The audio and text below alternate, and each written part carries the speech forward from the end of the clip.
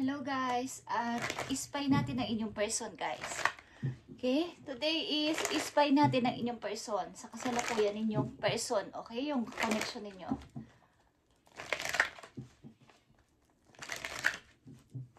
Ano ang iniisip at gustong sabihin sa inyo ng inyong person, ano ang kanilang sitwasyon at ano ang kanilang intention sa inyo guys. Okay, umpisahan natin sa Aries. Bawat zodiac sign guys is tingnan natin. Aries, tingnan natin ang inyong person kung ano ang sitwasyon. Inyong kakoneksyon ito. Aries, I need lang dito ng 3 message na sitwasyon ng inyong person. Aries. Okay. Ace of Pentacles is here guys. Nakikita nyo to, Aries. Ang inyong person ay maaaring maghahandog o gustong maghandog sa inyo ng napakagandang opportunity. At ito ay pinagtitibay pa sapagkat ang inyong person ay may mahaba dito. Parang patient sa inyong koneksyon. Meron siyang big target o big plano para sa inyo, Aries. Ito ay long distance relationship. Okay? Magkalayo kayo ng person na to. Ito ang sitwasyon o ito ang gustong mangyari sa inyo ng inyong person, Aries. So, tingnan natin ang intention sa inyo ng inyong person o ano ang nararamdaman o gustong sabihin. Okay. Matagal ko na itong gustong gawin kaya lang walang masyadong oras, guys. Okay. Aries, ano ang message dito para sa inyo ng iyong person? Isa lang ditong message. Mapupunta to sa kasalan guys. Ito ay 4 of Wands, 1, 1, 1. 4 na 1 ito guys. 1, 1, 1, 1 is an important number for twin flames. It symbolizes the harmony and balance of soul counterparts. At nandito yan. Nakikita nyo ba to? Ito ay twin flame din. Ito ay lovers, okay? Or soulmate. So, ito ay mapupunta sa kasalan, Aries, ang inyong relasyon ng person na to. Ito ang intention sa inyo ng inyong person. Balak mag-offer ng napakalaking opportunity. At may money ito, Aries. So, dumako tayo sa Leo. Ispy natin ang inyong person. O sino at ano ang intention sa inyo na inyong person at sitwasyon niya ngayon? So, madalian lang tong message para sa inyo, guys. Okay, I need 3 message dito. Ispy natin ang inyong person, Leo, kung kayo ay nasa connection. Ito ay 8 of Wands, Lovers again, and the Knight of Cups, guys. Leo, ang person may maaaring ang lakas din ng inyong connection na dalawa, maaaring online ito at direct message palagi kayong palitan ng mensahe sa isa't isa at meron din plano ang person na to na ikaw ay puntahan something but may mga konting mga delays sa kanyang pagpaplano na to. Tignan natin guys ang connection yung dalawa ng yung person. Leo.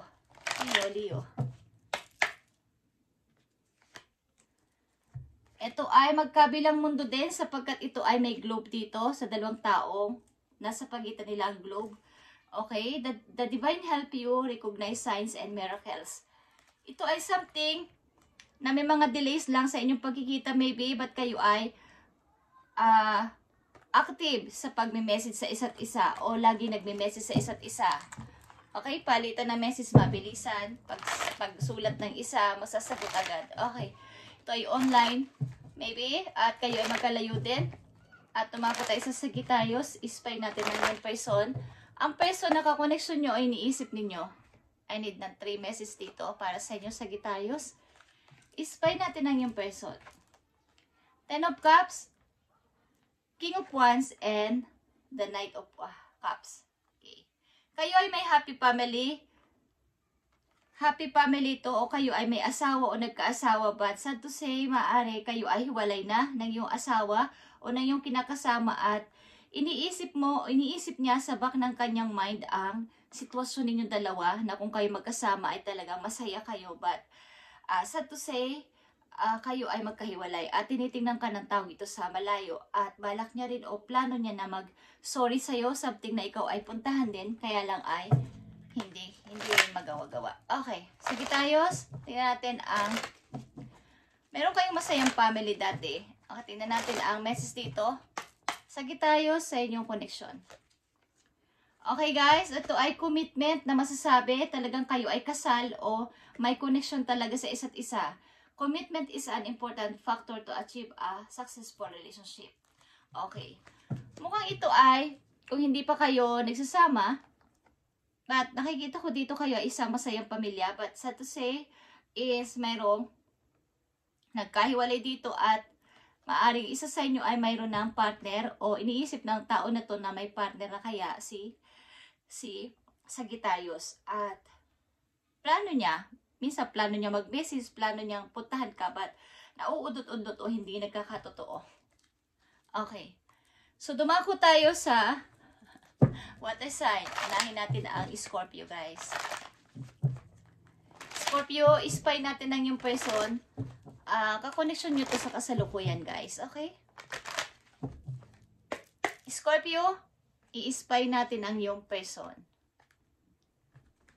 I need message for Scorpio. Nandito ang Two of Wands, Scorpio, King of Pentacles, and Knight of Cups, guys.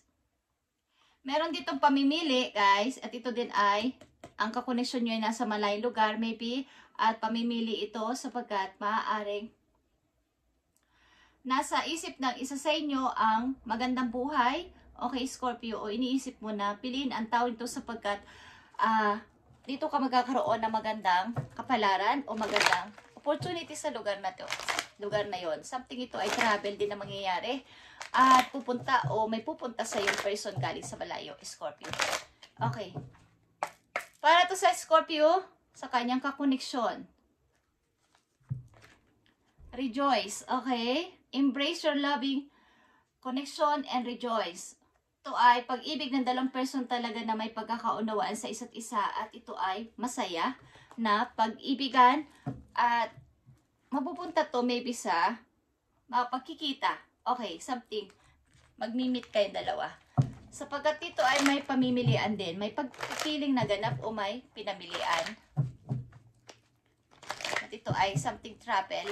Ta-travel ka pupunta sa kanya o magta-travel siya papunta sa iyo. Aliman dito. Okay, dumako tayo sa Pisces, guys. Ispy natin ang yung person sa kasalukuyan. Pisces. Pisces. Nandito ang Queen of Swords, the Magician, and the King of Wands, guys. Okay, Pisces, kung kayo maybe ay wala ng connection sa yung person, wala ng connection sa iyo ang yung person, or meron siyang gustong sabihin din sa mga tao nakakakilala sa inyong dalawa, ng relasyon ninyong dalawa, but hindi pa niya masabi-sabi. Meron pa siyang kumbaga, iniisipan niya na baka may chance pa ako kay Pisces na maging kami pa ulit. Okay, nakatingin siya sa iyo sa malayo. Pisces, spy natin ang yung person, Pisces. Maaring hindi pa rin niya mairibi-ribi sa mga kamag-anak niya na wala na kayo o something na mayroon kayo mga alitan. Pisces, tingnan natin ang message dito sa inyong dalawa.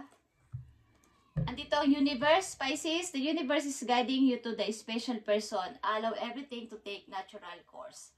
Okay, meron nga dito, kapag mayroong faith na magkikita pa kaya kami ni Pisces. Mayroong humihingi siya ng pag-asa kung kayo pa din. So, si universe ang maaaring pinaprocess ang inyong relasyon ng tao na to. Okay? So, dumako tayo sa Cancer. Cancer, ispy natin ang iyong person. Ang iyong kakoneksyon sa kasalukuyan, Cancer. Cancer, andito ang the World, Four of Pentacles, and the Temperance. Ito ay patience. Okay, ang yung person ay maraming ginagawa sa buhay, maaaring nasa travel din o nasa malayong lugar, sapagkat siya ay nag-iipon ng money para sa big na dream. Maaaring dream yung dalawang paggawa ng bahay o dream ng person na to na buuin ulit ang kanyang pangarap na naudlot. At maaring kulang pa siya sa money. May ginagawa pa siyang iba't ibang bagay sa kanyang buhay. Maaring marami siyang tinatry, kaya't nasa malayo siyang lugar. Cancer, okay. Cancer, tingnan natin ang inyong connection. Andito ang soul, guys. Your soul is preparing to reconnect, trust in the process. Okay, so hindi nga kayo talaga magkasama ng person na to. Maaring ito ay something na sa processing. At talagang mayroong pag ginagawa ang iyong person. Okay? Cancer, nasa parang busy siya sa anumang bagay na magpagpaunlad sa kanya at papunta na rin sa iyo kung sakasakali. Pero kayo ay magka-connection. Okay. Tingnan natin ang message dito. Tumako naman tayo sa Capricorn. Capricorn. Ispay natin ang iyong person, Capricorn. Okay. Ispay natin ang iyong person, Capricorn.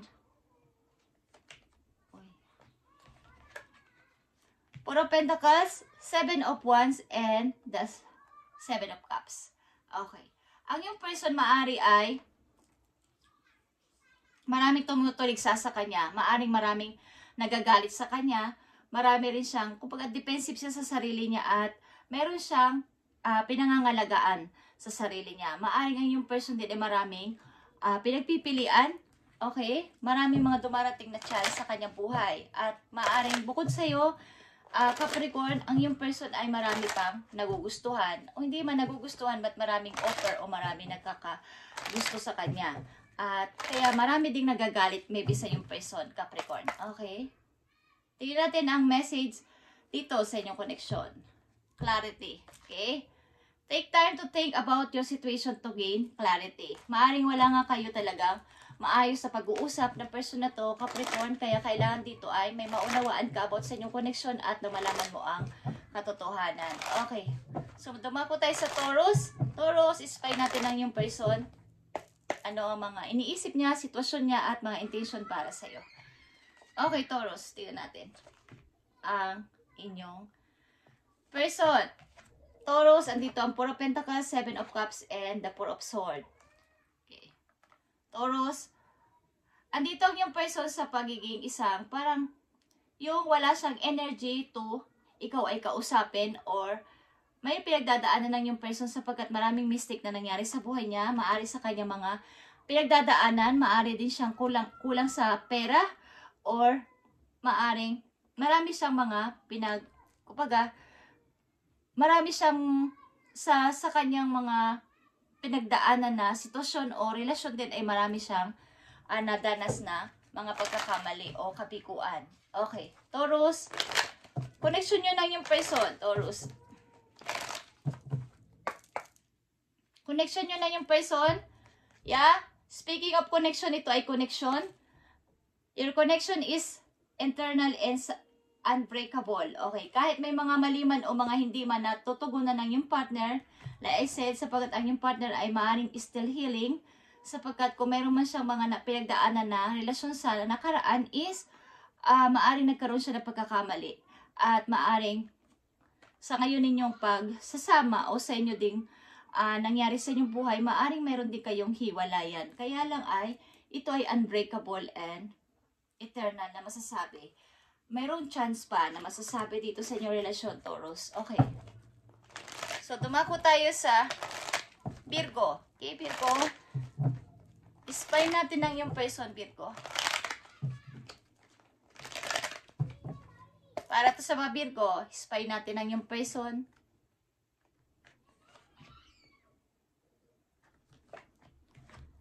Okay.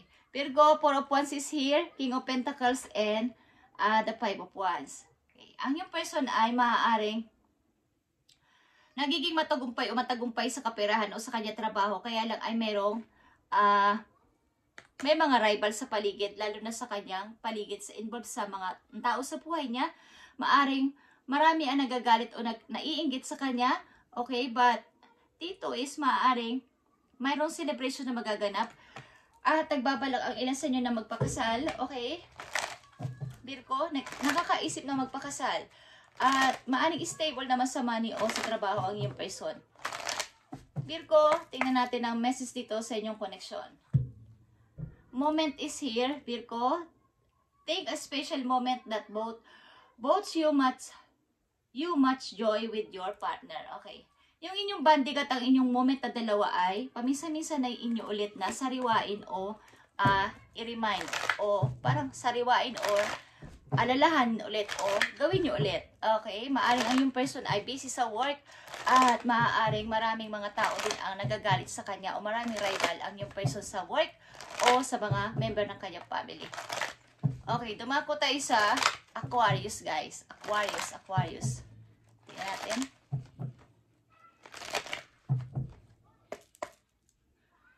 I-spy natin ang yung person, Aquarius.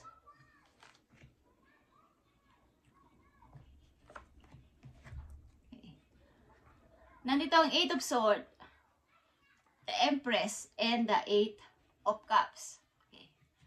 Aquarius, ang yung person ay nakakaranas maybe ng stress or depression.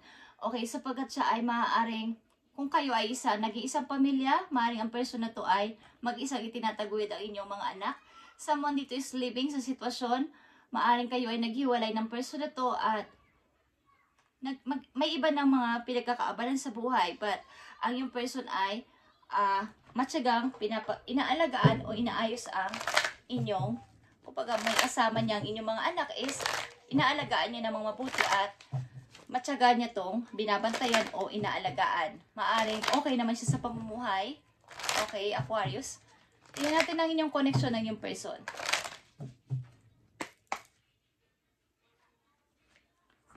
Ito ay bond. Okay? A love bonds grow stronger over time.